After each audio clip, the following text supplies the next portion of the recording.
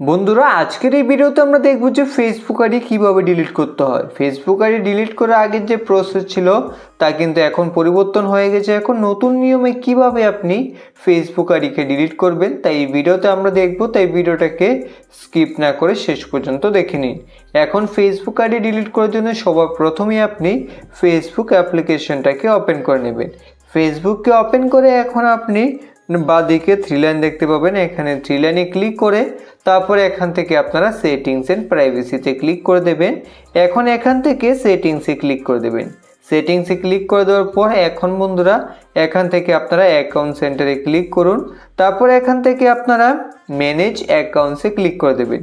তারপর এখান থেকে ম্যানেজে ক্লিক করবেন।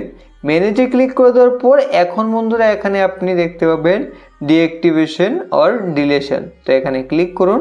এখন এখান থেকে খুব সহজে আপনি ফেসবুক আইডিকে ডিলিট করতে পারবেন। তো এখন এখান থেকে আপনারা ডিলিট অ্যাকাউন্টে ক্লিক করবেন 2 নাম্বার অপশনে। তারপর এখান থেকে কন্টিনিউতে ক্লিক করবেন।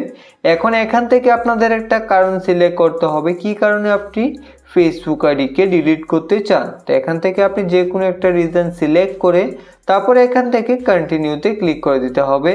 এখন এখান থেকে আবার কন্টিনিউতে ক্লিক করবেন। এখন আপনি এই পেজে সবার নিচে আসুন, তারপর কন্টিনিউতে ক্লিক করুন।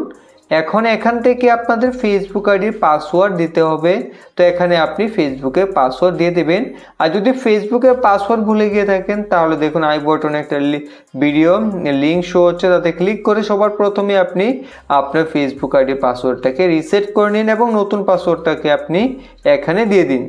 পাসওয়ার্ড দিয়ে দেওয়ার পরে এখন এখান থেকে কন্টিনিউতে ক্লিক করে দেবেন। এখন এখান থেকে ডিলিট অ্যাকাউন্টে ক্লিক করে দিলে কিন্তু আপনার আইডি ডিলিট হয়ে যাবে। কিন্তু ডিলিট হয়ে যাওয়ার পরেও 30 দিনের মধ্যে কিন্তু আপনি সেই আইডিকে আর লগ ইন করতে পারবেন না, কারণ 30 দিনের মধ্যে যদি আপনি আইডিটাকে লগ ইন করে নেন তাহলে আপনার ডিলিটের প্রসেস বন্ধ হয়ে যাবে। তাই আপনি ডিলিট অ্যাকাউন্টে ক্লিক করে আর আগামী 30 দিনের মধ্যে সেই আইডিকে পাসওয়ার্ড দিয়ে লগ ইন করতে পারবেন না। লগ ইন করলে কিন্তু আর আপনার আইডি ডিলিট হবে না। তো আমি আপনাদের প্রসেস দেখিয়ে দিলাম। আমি কিন্তু আইডি ডিলিট করতে চাই না, তো আপনারা এইভাবে ডিলিট করতে পারবেন।